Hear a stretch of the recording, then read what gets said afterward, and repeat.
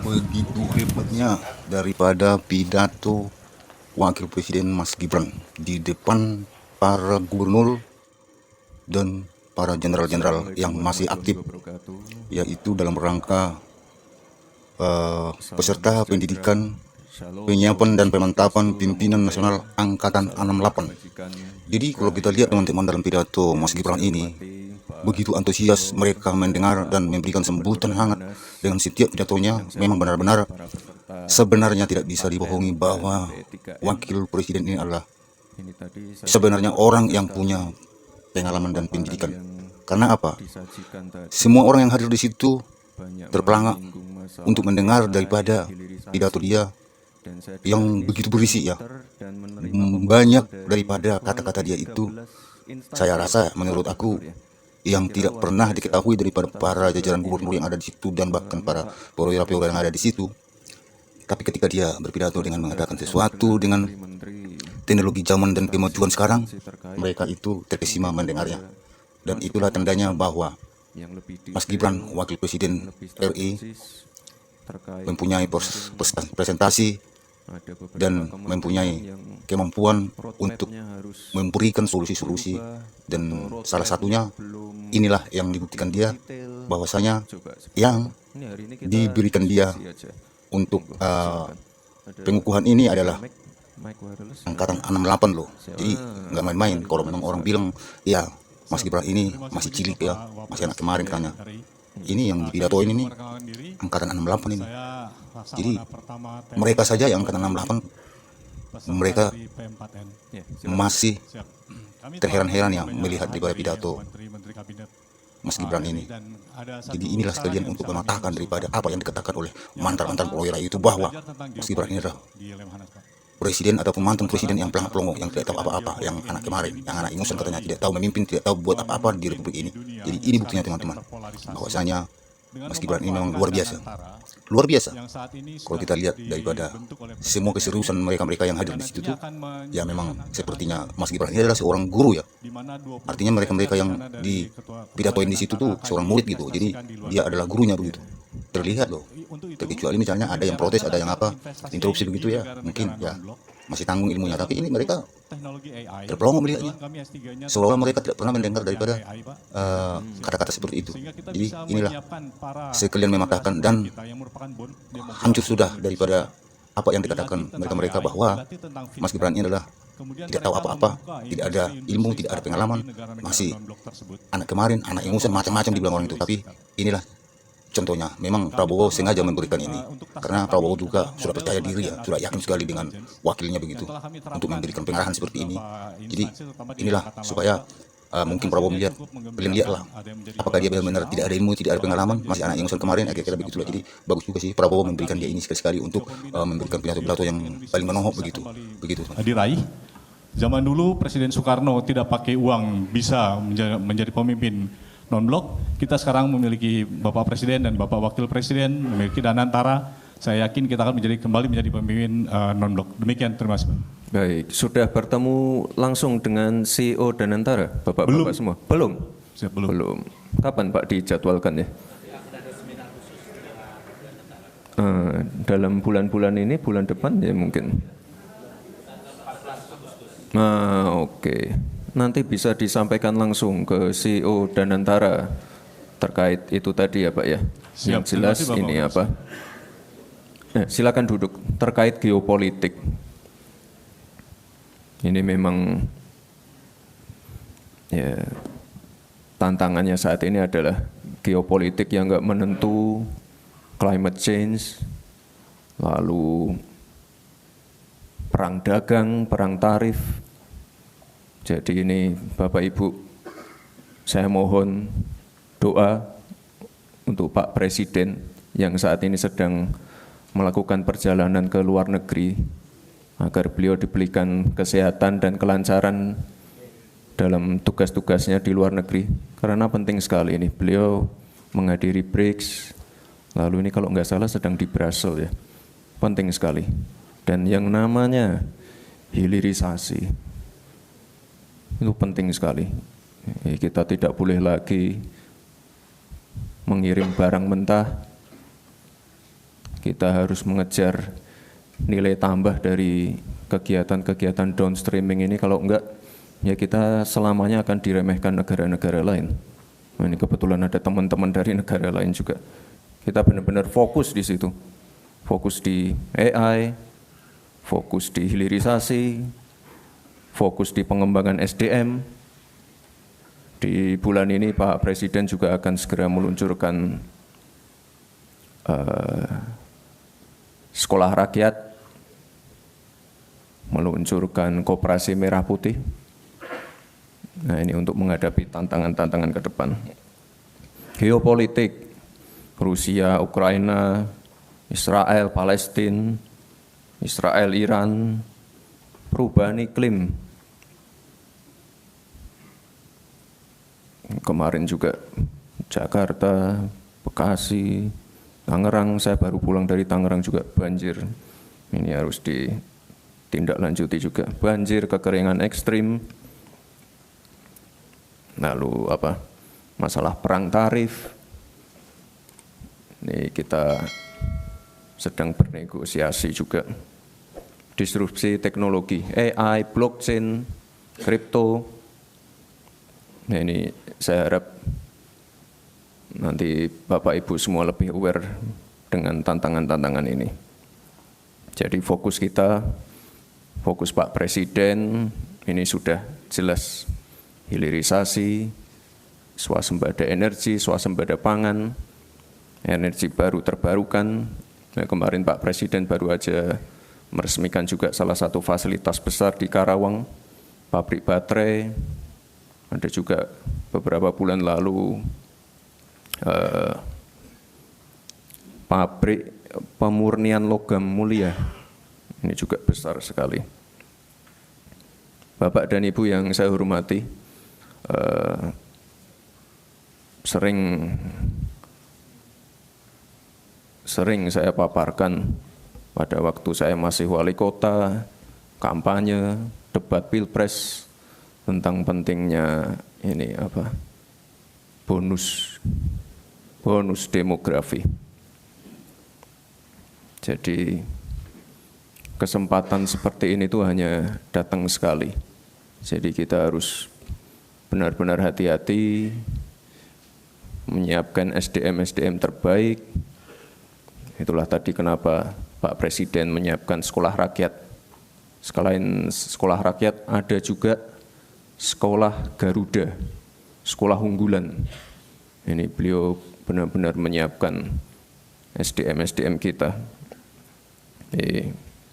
Kalau di negara-negara lain ada krisis populasi, ada fenomena aging population seperti Jepang, Korsel, ya kita harus bersyukur. Ini kita sedang mendapatkan bonus demografi. Jadi kita mengubah future challenge menjadi future opportunity. Tapi kita harus hati-hati sekali. Swasembada energi.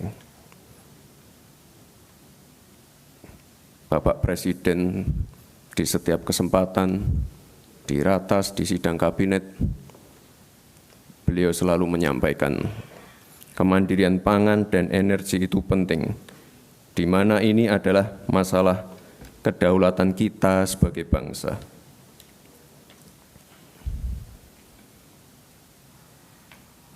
Saya baru aja pulang dari Jogja, panen tebu.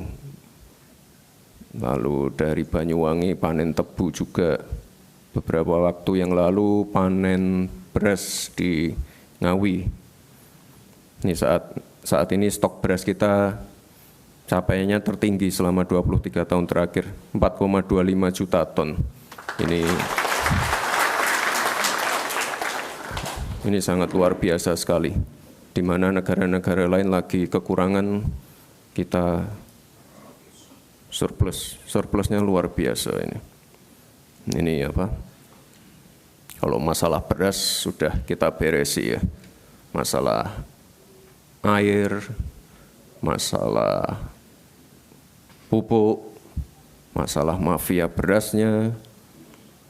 Ini kita ada 145 regulasi yang dipangkas terkait distribusi pupuk. Nah ini nanti saya titip Pak Gubernur, Pak Wakil Gubernur, ini terkait ya bukan hanya di pertanian saja mungkin nanti kalau bertemu dengan lembaga-lembaga instansi lain, ini saya mohon yang namanya aturan-aturan yang berbelit-belit, aturan yang tumpang tindih, nah ini para peserta pendidikan ini harus bisa memberikan masukan-masukan.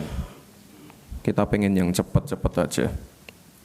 145 regulasi dipangkas. Ada 53 bendungan baru dibangun. Ini untuk mengairi lahan-lahan pertanian. Ada 366.000 kilometer jalan produksi di desa-desa telah dibangun juga. Telah dialokasikan juga anggaran pembangunan dan perbaikan irigasi untuk mengairi 2 juta hektar lahan pertanian. Nah ini penting juga ini yang terakhir. R&D di beberapa tempat ini sudah memanfaatkan drone untuk penyiraman pupuk, pestisida, dan juga AI untuk mengecek pH tanah. Ini penting sekali. Dan juga nanti saya mohon Bapak Ibu semua untuk selalu melibatkan anak-anak muda. Soalnya di sektor pertanian ini mulai berkurang anak-anak mudanya. Padahal sebenarnya kalau kita lihat itu kesempatannya banyak sekali anak-anak muda, terutama anak-anak muda yang aware dengan teknologi AI dan lain-lainnya. Anak-anak muda yang benar-benar pengen fokus ke R&D. Ini ada yang dari Sumatera Utara mungkin? Sumatera Utara ya Pak. Saya kapan hari itu ke Hubang Hasudutan, Humbahas. Di sana ada pusat research dan di sana kita menemukan yang namanya kemenyan. Saya pernah bicara itu masalah hilirisasi kemenyan. Banyak yang ketawa. Kemenyan buat dukun ini. Salah. Kemenyan itu sama berharganya dengan nikel. Tapi dari dulu, ya sekali lagi kita dari dulu jualnya jual mentah. Ibu-ibu yang pakai parfum LV, Gucci dan lain-lain, itu dari kemenyan. Kita jualnya mentah terus, makanya kita dorong anak-anak muda untuk riset. Kita sediakan tempat yang baik untuk riset, alat-alat terkini. Hilirisasi, bukan hanya hilirisasi nikel dan lain-lain. Ada yang namanya hilirisasi kemenyan dan masih banyak lagi yang saya temukan di sana. Insya Allah tahun ini pusat riset itu akan diresmikan oleh Pak Presiden. SDM sekali lagi.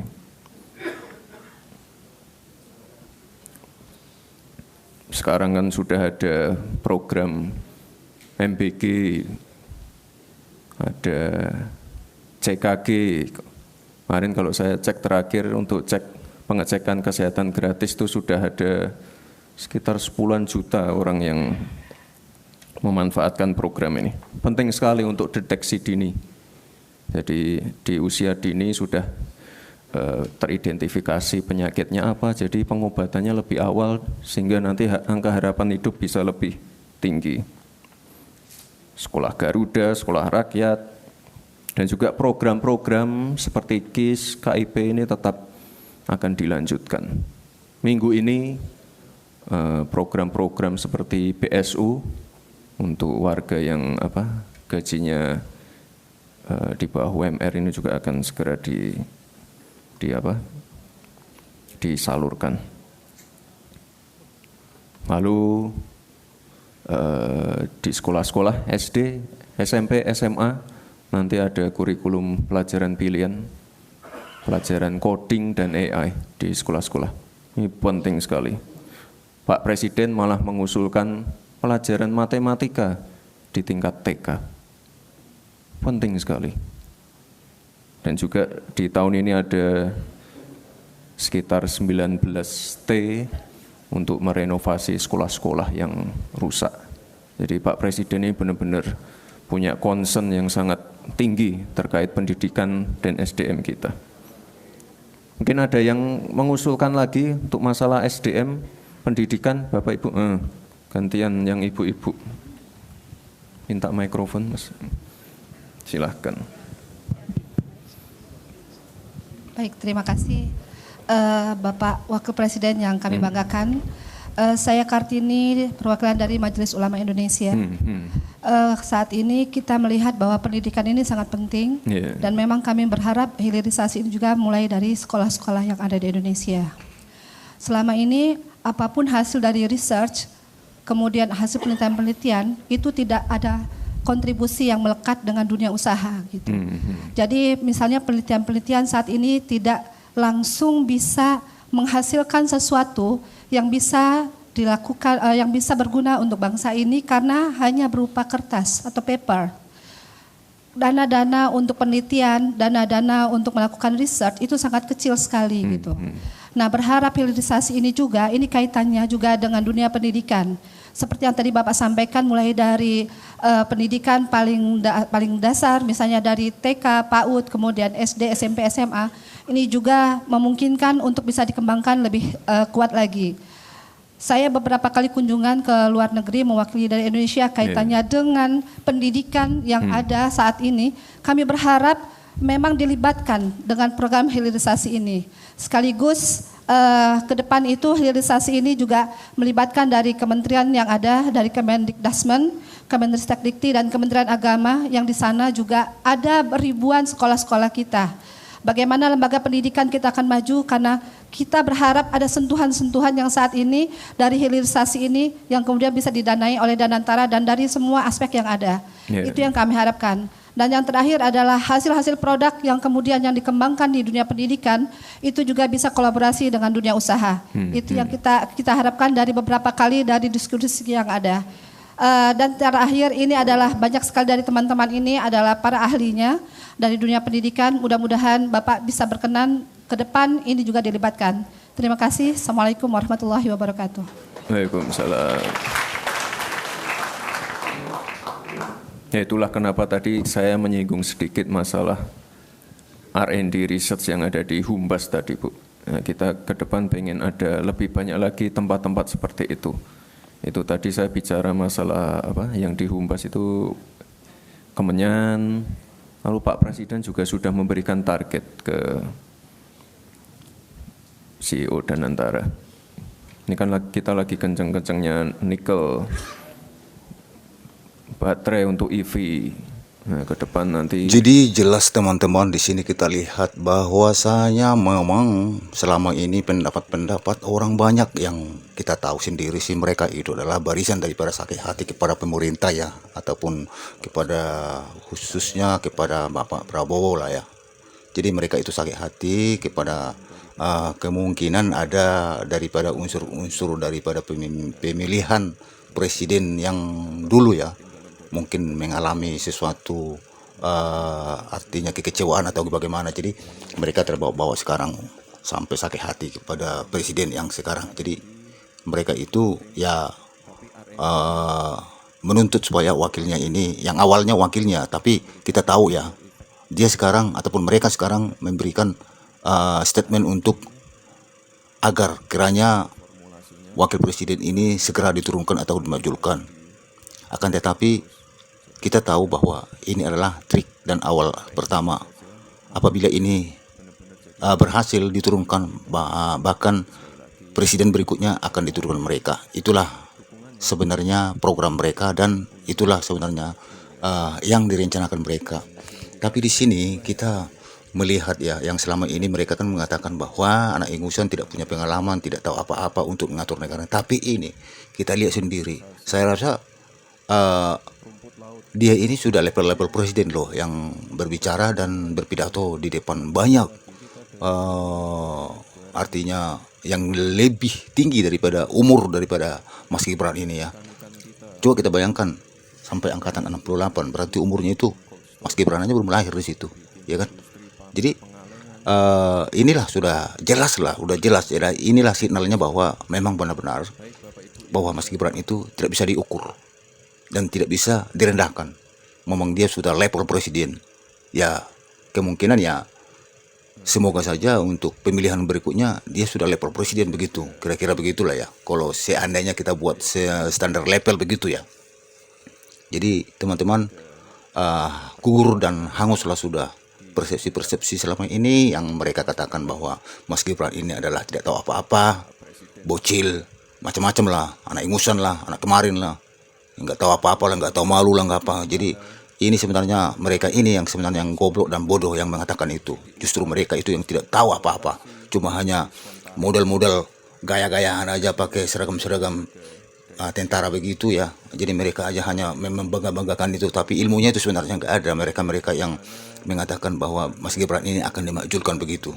Jadi cuma hanya mereka gagah-gagahan aja menunjukkan bahwa saya ini adalah mantan jenderal lah, mantan perwira lah, cuma begitu-begitu aja gayanya. Tapi sebenarnya ilmu mereka itu juga tak ada lah, tak selepel lah dengan ilmunya si Gibran ini. Ini kan si Gibran kan ilmunya kan sudah ilmu-ilmu AI sekarang. Jadi bukan lagi kayak ilmu-ilmu tua-tua yang kemarin-kemarin itu. Ilmu apa yang dipakai mereka itu, ilmu jadul-jadul, nggak laku lagi zaman sekarang seperti itu. Jadi kayak generasi muda sekarang inilah yang mau kita kembangkan, kita pupuk, kita bina.